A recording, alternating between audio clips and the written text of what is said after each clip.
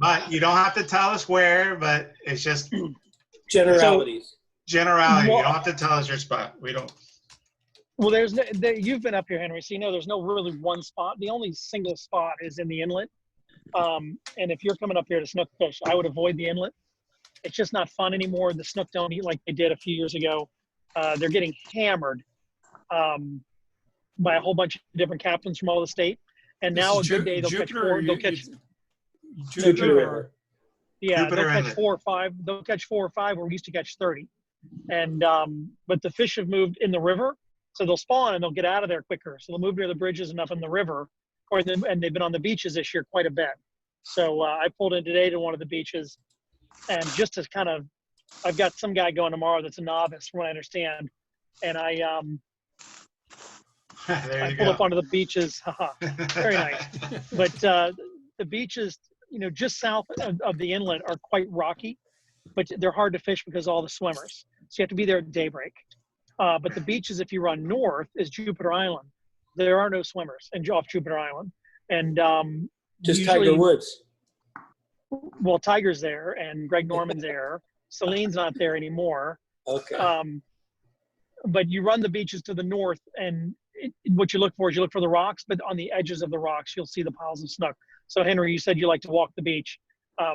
In the Jupiter area, the snook like to hang on the edges of the rocks, and they'll hang there. It's really weird. They'll hang like in a ball, almost like circling tarpon. They'll do the same thing.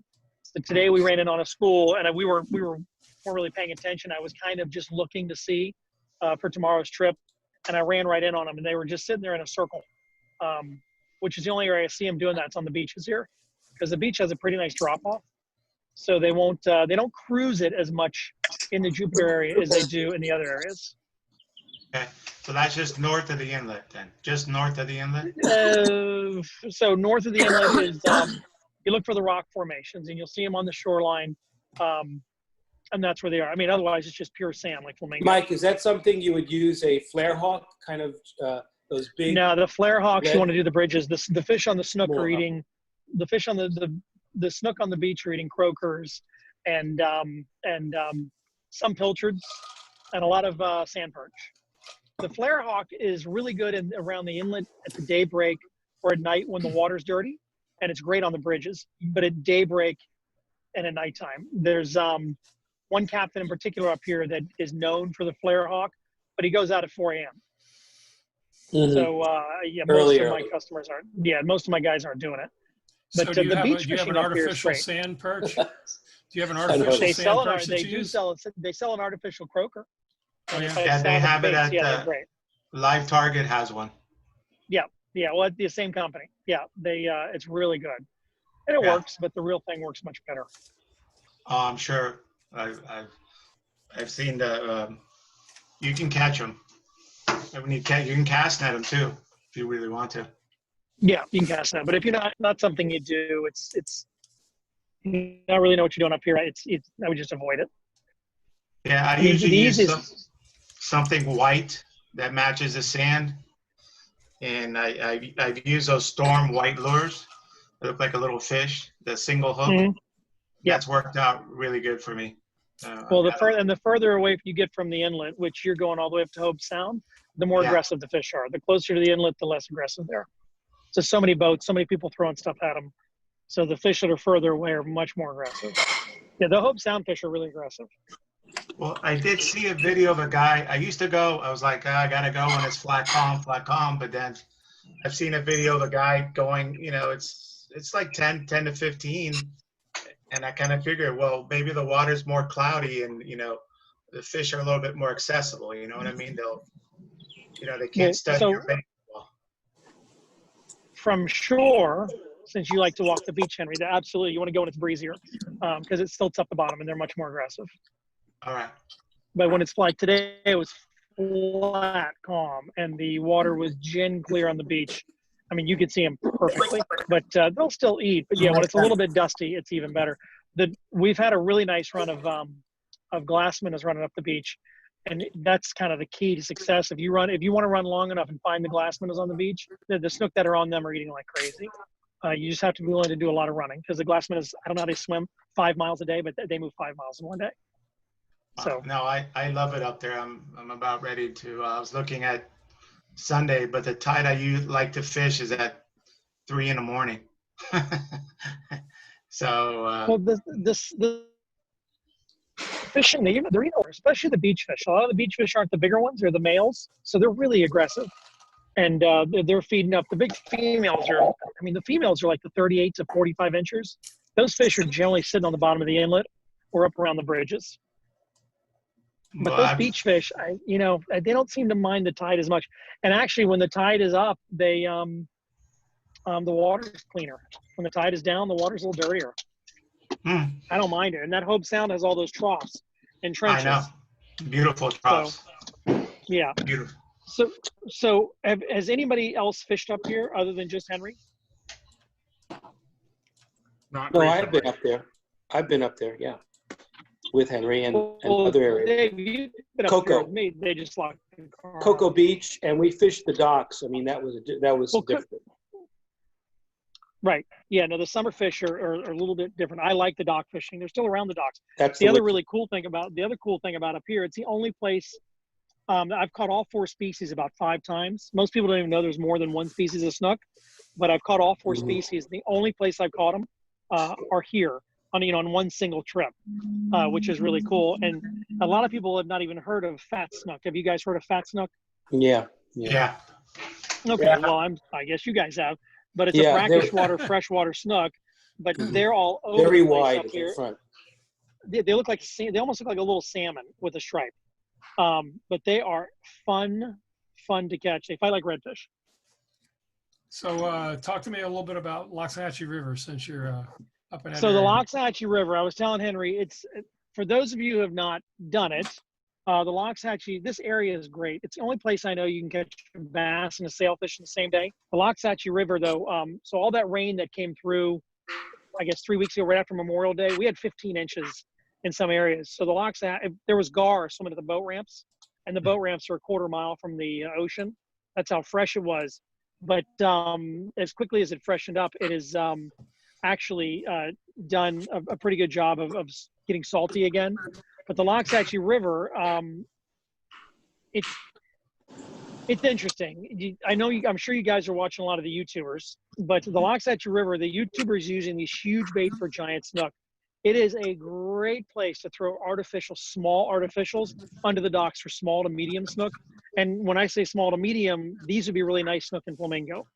So the one thing I had to get used to fishing here compared to flamingo, here I caught a 28, 29-inch fish. I was jacked. And the guys were laughing at me. Oh, he's cute.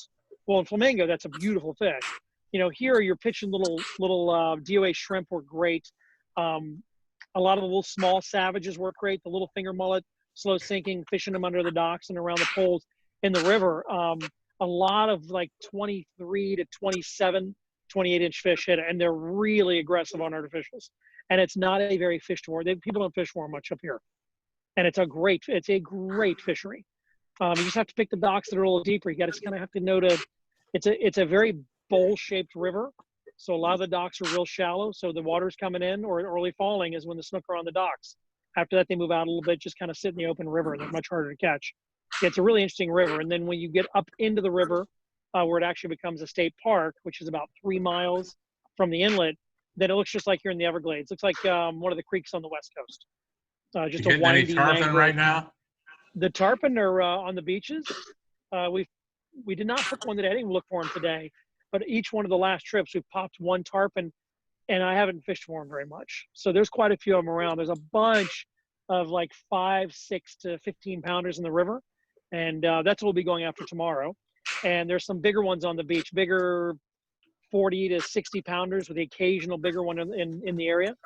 And when you find those, buddy in Merritt Island is he says the 50 to 70 pound tarpon are moving through right now, and he says they're headed south. Yeah, that's what's moving through here too. They their mullet are probably running up there. Our mullet aren't running right now, but they're in here on the glass nose. The tarpon are. The tarpon and I don't have a great history. I've done a lot of fishing for tarpon in that Herman Lucerne, not the Herman Watson tournament. And I did really well in that tournament every year, but I did not boat a tournament until the last year I fished it.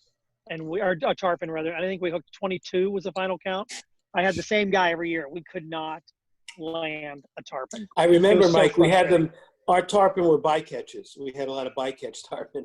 Only in the Sure. Right, marina. and when you Only in the when marina. you target them, you don't catch them. Yeah, when you target them, you don't catch them. There's tarpon everywhere at Flamingo right now, but yeah, when you target them, you don't catch them. It's really funny. And vice versa. They one of the years in the Lucerne tournament, actually, we found a pod of 10 to 15 pound tarpon. There must have been 100 of them, and they were all just hanging out. And I'm like, we're gonna get one. It was the first day. We already had our red or snook. We had everything, but we needed a bonefish and a tarpon. And the guy throws a bait right in the middle of the school tarpon. The entire tarpon school erupts on the bait, and he caught a 38-inch snook. He won biggest snook of the tournament that year, and he was so pissed off. And we never got a tarpon. It was so frustrating, but oh well. But so if you plan on coming up to Jupiter, I mean, of course, I'd always tell you to hire a guide. If not, come up when the water's moving in. Everybody talks about the inlet. If you're not really familiar with how to fish the inlet, I would not fish it. I would fish the river or the beaches. Beaches on a nice day, of course, the river when it's blowing. And the bridges are really good. The only downside with the bridges is the water here screams through that. I mean, it flies. So the bridges, the current can get so strong, it's hard and uncomfortable to fish it. So, you just peel back just like you would in the Everglades or anywhere else. You look for where the water's not moving quite as fast and start working the docks. I personally, when I'm in the river, like to go find the darker water. You know, that whitewater bay, dark tannin water? We have that here, and I like to find that darker water because the snook are really aggressive. They're relying more on their lateral line to eat than on their vision. So So Mike, how do we get hold of you? How do we get hold of you?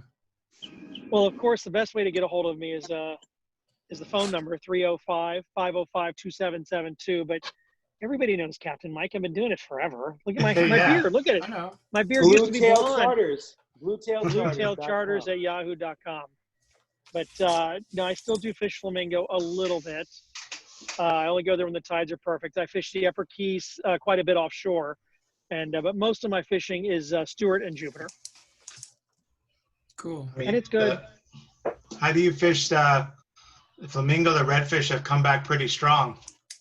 Yeah, the red fishing's been excellent. So we fished there last Tuesday, and we fished about a 300-yard area. We got 15 reds and 15 snook, 18, 19 to about 22 inches.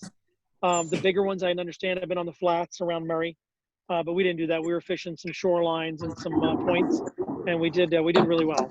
And we did really well. We fished for about 3 hours. So I'll actually be down there Thursday in a flats boat, pulling the flats a little bit and working some drop-offs on the falling. It should be really good with real nice conditions. Yeah, I know. It's of course. The key with Flamingo, honestly, is you don't need to run far. Everybody runs forever to fish Flamingo. The best fishing at Flamingo is within 3 miles of that marina in every direction. It really is. The biggest snapper, everything, the reds, the snook, all the best fishing is within 3 miles of that marina. Wow.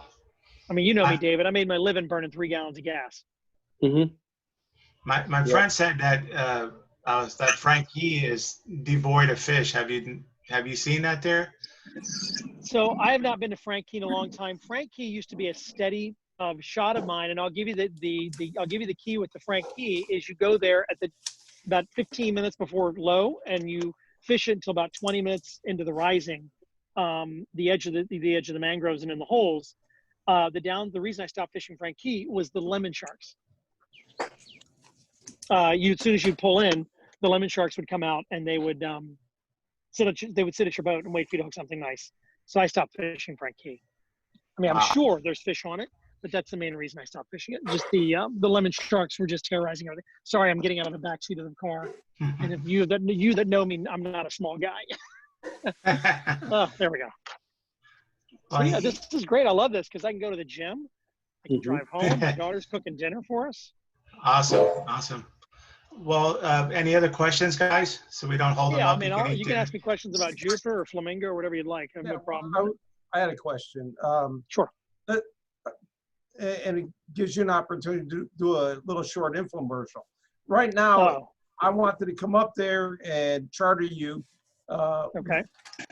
Give me a quick rundown. What would the day look like, and what would I How much would it cost? How many people would you take? So the biggest question I ask everybody is, what are you looking to do? So today I had a guy that mentioned tarpon, but he brought his 3 sons. So tarpon fishing with 4 people, and I told him, hey, listen, that's a really tall task. Totally honest with you, it's a little different than the Everglades. The fish we have here are huge. I mean, even the reds, when we get the fish, the jacks are gigantic. The only thing we don't have that's giant are tarpon. Most of our tarpon are a little smaller, but the snook are huge. Everything's just bigger. Even our croaker, like 3 pounds, they're gigantic. But with 3 guys, you just kind of have to weed through it a little bit. Now in the wintertime, you can have 8 guys in the boat, and it doesn't matter because there's so many fish here. But summer's bigger fish. I did not expect to like it up here as much as I did, especially after fishing the Keys and the Everglades as much as I did for so long. You're not exactly out in the wilderness here. You're behind really nice homes a lot of the time. The beach is different. The beach, you're kind of on your own, but the fishing's really good, and it's really easy, and it's nice. And if you know what, you go out with a few guys and you come in at 12 and you want to stop at a 5-star restaurant in shorts and a t-shirt and have a really good lunch, you can. It's very different from Flamingo.